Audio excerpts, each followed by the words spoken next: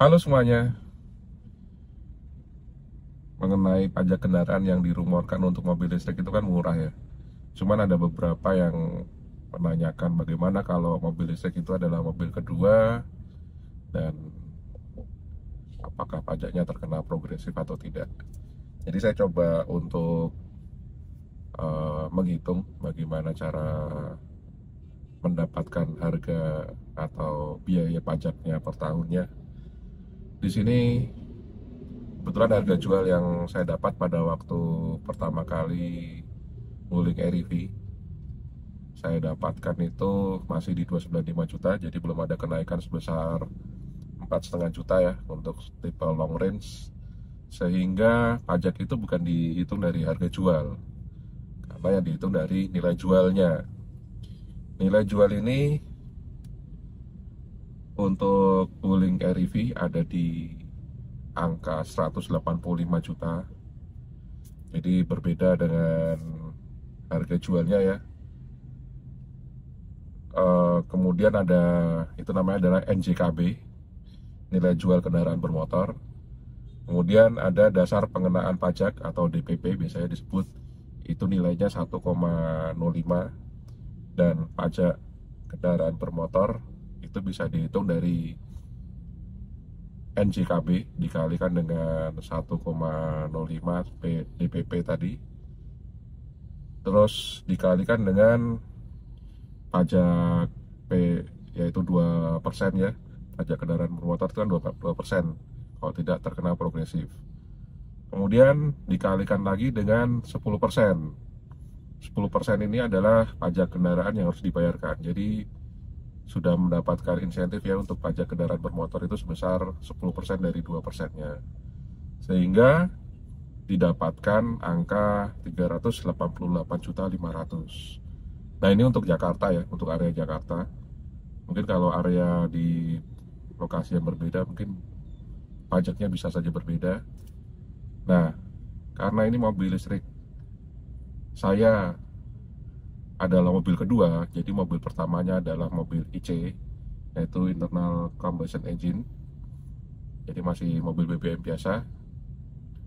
Jadi mobil ini tidak terkena pajak walaupun sebagai mobil yang kedua, tidak terkena progresif ya.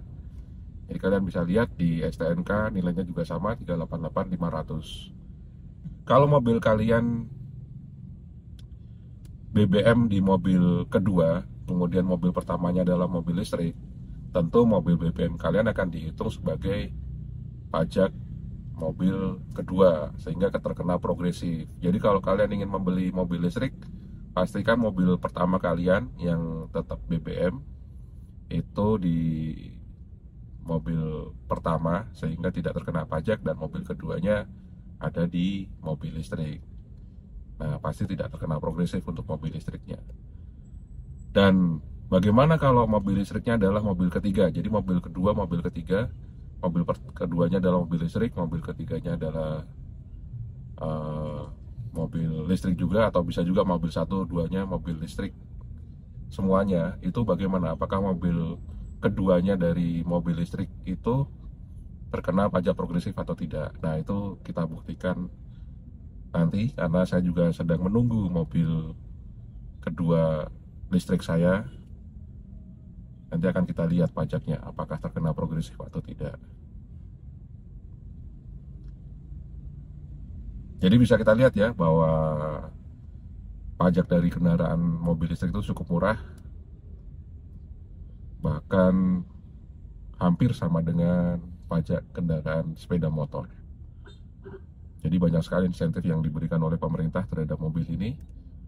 Dan tadi nilai nilai NJKB dan tadi nilai jual kendaraan bermotor ini juga sebagai bahan perhitungan untuk PPN. Jadi kalian bisa hitung juga untuk insentif yang mungkin didapatkan bila memang sudah akan diberikan oleh pemerintah, yaitu ada diskon 10%, jadi dari PPN 11% kemudian menjadi 1%, ada diskon 10%.